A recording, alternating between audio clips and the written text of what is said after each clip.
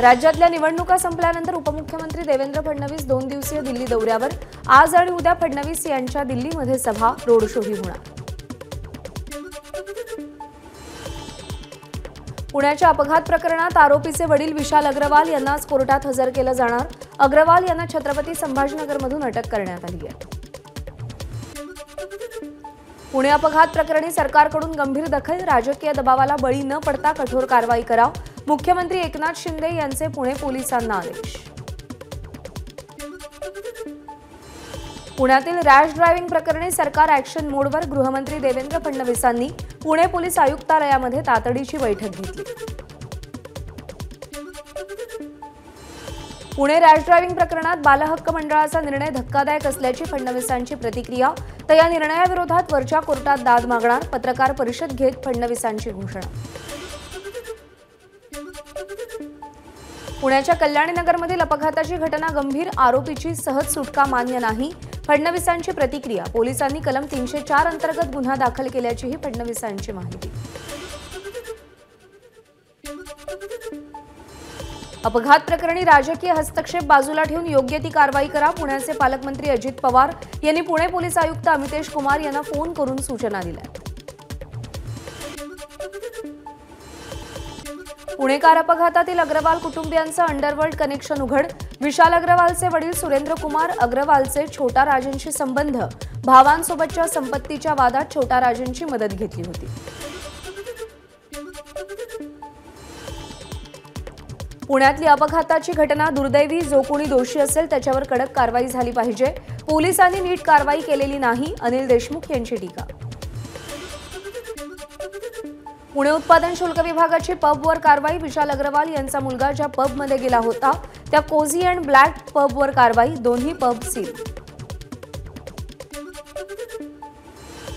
वय आणि ओळखपत्राची पडताळणी केल्यानंतरच बारमध्ये प्रवेश देण्याचे आदेश, नियमांचं उल्लंघन केल्यास बारचा परवाना रद्द केला जाणार, फडणवीसांचा बार चालकांना इशारा।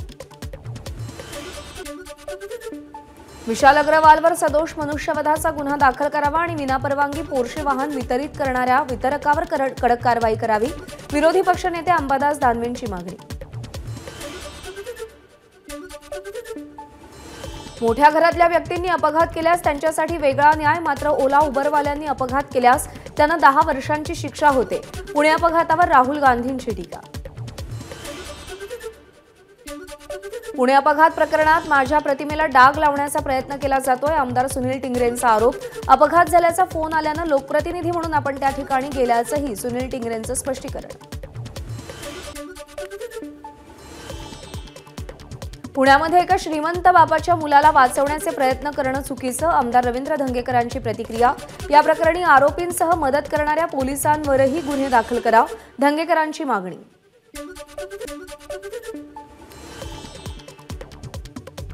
ठाण्यामध्ये मुख्यमंत्री एकनाथ शिंदेंनी आनंद दिघे यांच्या ज्येष्ठ भगिनी अरुणा गडकरींची भेट घेतली, तब्येत बरी नसल्यानं ठाण्यातल्या ज्युपिटर रुग्णालयात अरुणा गडकरींवरती उपचार सुरू आहेत। अवकाळी पावसामुळे झालेल्या नुकसानाचा पंचनामा करण्याचे मुख्यमंत्र्यांचे आदेश, शेतकऱ्यांना वाऱ्यावर सोडणार नाही, मुख्यमंत्री एकनाथ शिंदेंची प्रतिक्रिया। लोकसभा निवडणुकीच्या प्रचार काळात भाजप प्रदेशाध्यक्ष चंद्रशेखर बावनकुळेंचा संघटन बैठकांवर भर, 147 बैठका घेतल्या। निवडणुकीनंतर आता श्रीरंग बारणेंकडून राष्ट्रवादीवर खापर फोडण्याचं काम केलं जात आहे, आमदार सुनील शेळकेंची टीका, तर बारणेंविषयी मतदारांमध्ये नाराजी होती, त्यांनी मान्य करावं अशी ही टीका। मावळ लोकसभा मतदारसंघात राष्ट्रवादीच्या कार्यकर्त्यांनी मनापासून काम केलं, श्रीरंग बारणेंच्या आरोपानंतर राष्ट्रवादीचे मुख्य प्रवक्ते उमेश पाटील यांचं वक्तव्य। मुंबईमध्ये 27 मे रोजी अजित पवारांनी राष्ट्रवादीच्या आमदारांची बैठक बोलावली, मतदानासह निवडणुकीत महायुतीतल्या घटक पक्षांनी मदत केली का यावर बैठकीत चर्चा होणार असल्याची माहिती। लोकसभा निवडणुकीमध्ये महायुतीला भरघोस यश मिळणार नाही, बच्चू कडू यांचं महायुतीला घरचं आहे। सगळे अधिकार निवडणूक आयोगाला असताना संथ मतदानाबाबत सचिव काय चौकशी करणार, आमदार सचिन अहिर यांचा सवाल, तर 4 जून नंतर कोण राहणार कोण जाणार ते समजेल अशी टीका। डोंबिवलीतील सामाजिक कार्यकर्ता अक्षय पाठक निवडणूक आयोगाच्या विरोधामध्ये हायकोर्टात याचिका दाखल करणार. मतदार यादीतून नागरिकांचं अचानक नाव गायब झाल्यानं याचिका दाखल करण्याचा निर्णय. नितेश राणेंनी सिंधुदुर्गातील हरकुळ इथं जात वादळी वाऱ्यामुळे नुकसान झालेल्या ग्रामस्थांची भेट घेतली. यावेळी नुकसान झालेल्या भागाची नितेश राणेंकडून पाहणी. समाजसेवक अण्णा हजारे आणि बीएमसीचे माजी अधिकारी जी.आर. खैरनार यांचे यापूर्वीही आपल्यावरती गंभीर आरोप. मात्र आता या दोघांचा कुठे थांगपत्ता नाही. शरद पवार यांची टीका. 12 वर्षांनी शरद पवारांना जाग आली. आपण केलेल्या आंदोलनामुळे त्यांचे अनेक मंत्री घरी गेले. कदाचित त्याचा राग त्यांना असावा. अण्णा हजारेंचं प्रत्युत्तर. बीड जिल्ह्यामध्ये कुठेही बोगस मतदान झालेलं नाही. जिल्हाधिकाऱ्यांचं स्पष्टीकरण. राष्ट्रवादी शरद पवार पक्षानं बोगस मतदानाबाबत निवडणूक आयोगाकडे तक्रार केली होती. निवडणुकीनंतर महादेव जानकर आणि संजय जाधव पहिल्यांदाच एकत्र. परभणीच्या पोखर्णी इथल्या नृसिंह जन्मोत्सव सोहळ्यामध्ये दोन्ही नेते एकत्र. मात्र दोघांनीही एकमेकांशी बोलणं टाळलंय. माढ्यामध्ये लोकसभेच्या निकालाबाबत पैज. अकलूजमध्ये थार गाडीची तर माढ्यामध्ये 2 भावांनी तुतारीसाठी 11 बुलेट्सची पैज लावली. भाजपच्या अनुप शहा यांनी पैजेचं आव्हान स्वीकारलं. टर्निंग पॉइंटला मुलासोबत नव्हतो याची खंत वाटते. निवडणुकीनंतर गजानन कीर्तिकर यांची प्रतिक्रिया. तर जनमतानंतर खरा कोण आणि खोटा कोण हे दिसून येईल अशी ही प्रतिक्रिया. अमोल कीर्तिकर यांनी शिंदे गटात यावं यासाठी मुख्यमंत्री एकनाथ शिंदेंकडून प्रयत्न. मात्र अमोल कीर्तिकरांनी नकार दिला. शिंदे गटाचे नेते गजानन कीर्तिकर यांची माहिती. खासदार गजानन कीर्तिकरांची पक्षातून हकालपट्टी करा. शिवसेना शिंदे गटाचे नेते शिशिर शिंदेंची मुख्यमंत्री एकनाथ शिंदेंकडे मागणी. प्लास्टर ऑफ पॅरिस मूर्तींवर अहमदनगर महानगरपालिकेकडून बंदी कायम. मूर्तिकार आणि महापालिका अधिकारी यांच्यात झालेल्या बैठकीत तोडगा नाही. जनआंदोलन उभारण्याचा मूर्तिकारांचा इशारा. तुळजाभवानी मंदिरातील दागिने अपहार प्रकरणी पोलीस अधीक्षक सचिन पाटील यांच्याकडे तपास सोपवण्याचे आदेश. तुळजापूर मंदिरातील 7,19,00,000च्या दागिन्यांचा अपहार झाल्याची माहिती. धाराशिवच्या कळंब तालुक्यातील माळकरंजा गावामध्ये मातृपितृ पूजनाची परंपरा. शेकडो मुलामुलींनी आईवडिलांची पूजा करत कृतज्ञता व्यक्त केली. छत्रपती संभाजीनगरमधील मुलगी राज्यात 12वीमध्ये पहिली. तनिषा सागर बोरमाणीकरला 100% गुण प्राप्त. बारावीच्या निकालात यंदाही मुंबई विभागात रायगड जिल्हा अव्वल. रायगड जिल्ह्याचा निकाल 94.83%. गेल्या वर्षीपेक्षा यंदा निकालात 4%नी वाढ.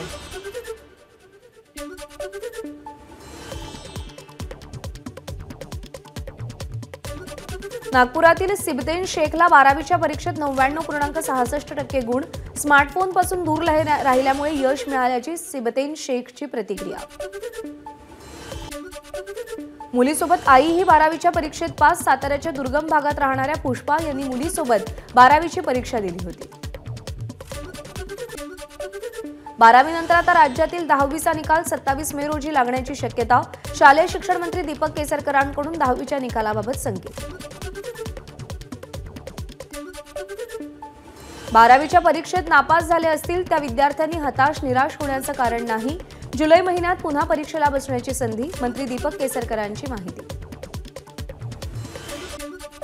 मुंबई विद्यापीठाच्या पदव्युत्तर अभ्यासक्रमांच्या प्रवेशाचं वेळापत्रक जाहीर. आजपासून प्रवेश प्रक्रियेला सुरुवात. 26 जूनला पहिली गुणवत्ता यादी जाहीर होणार. मराठवाड्यामध्ये माढा 1495 घरं ऑनलाईन बांधणार. ऑनलाईन अर्जासाठी 26 मे पर्यंत मुदतवाढ. संभाजीनगर, लातूर, जालना, नांदेड, हिंगोली, परभणी आणि धाराशिवमध्ये घरं बांधली जातील. मुंबईतील नाल्यातून पावसाळापूर्व गाळ काढण्यासाठी अतिरिक्त यंत्रणा. मनुष्यबळ नेमून कामांना वेग द्या. महापालिका आयुक्त भूषण गगराणी यांचे आढावा बैठकीत निर्देश.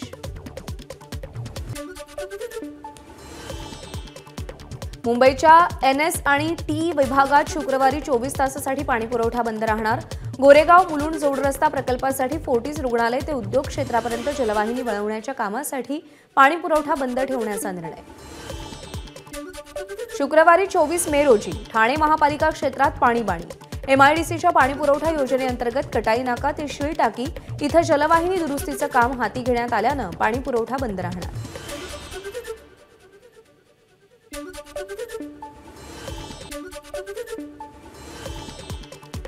पुण्यामध्ये मागच्या 3 दिवसांपासून CNG गॅसचा तुटवडा. पाईपलाईनचं काम सुरू असल्यानं गॅस पुरवठा बंद. ज्या ठिकाणचे पंप सुरू आहेत त्या ठिकाणी 2 किलोमीटरपर्यंत वाहनांच्या रांगा.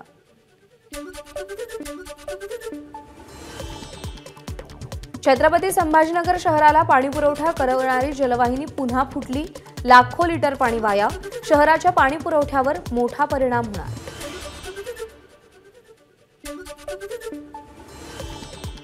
जालना जिल्ह्यातील अनेक लघुमध्यम प्रकल्प कोरडे ठाक. 330 गावं आणि 75 वाड्यांची तहान 490 टँकरनं भागवणार. मराठवाड्यात भीषण पाणी टंचाईचा नागरिकांना फटका. हिंगोलीमध्ये भर उन्हात पाण्यासाठी तारेवरची कसरत. टँकरमधून विहिरीत सोडलेल्या पाण्यासाठी महिलांसह लहान मुलांचीही गर्दी.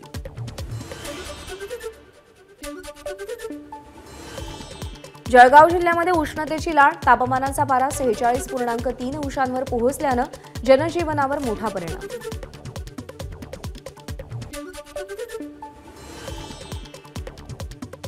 वाशिमच्या रिसोड तालुक्यात मान्सून पूर्व पावसाच्या सरी. उकाड्यापासून त्रस्त नागरिकांना तात्पुरता दिलासा.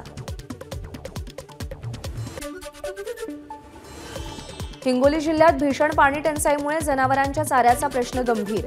चाऱ्याचा भाव वधारल्यानं शेतकऱ्यांची गायी आणि बैलांच्या विक्रीसाठी बाजारात मोठी गर्दी. हिंगोलीच्या गोजेगाव चिमेगाव परिसरात वादळी वाऱ्यासह जोरदार अवकाळी पावसाची हजेरी. वाऱ्यामुळे घरावरचे पत्रे उडाले. विजेचे खांब मोडून पडले. सुदैवानं जीवितहानी नाही. हिंगोली जिल्ह्यात वादळी वाऱ्यासह पूर्व मोसमी पाऊस. वाढोणा पानकनेर गावमध्ये एक म्हैस आणि एका बैलाचा मृत्यू तर भाजीपाला पिकाचंही मोठं नुकसान. वाशिमच्या हराळगाव परिसरामध्ये वादळी वाऱ्यासह जोरदार पावसाची हजेरी. गावातल्या अनेक घरावरचे टीन पत्रे उडाले तर 1-2 घरांवर झाड उन्मळून पडल्यानं 3 नागरिक जखमी. रत्नागिरी शहरामध्ये जोरदार पाऊस. विजांच्या कडकडाटासह पावसाची हजेरी. वादळी वाऱ्यामुळे शहरातील वीज पुरवठा काही काळ खंडित.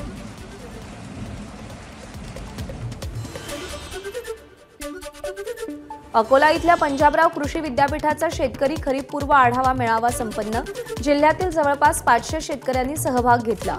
कुलगुरू डॉक्टर शरद गडाख यांनी मार्गदर्शन केलं.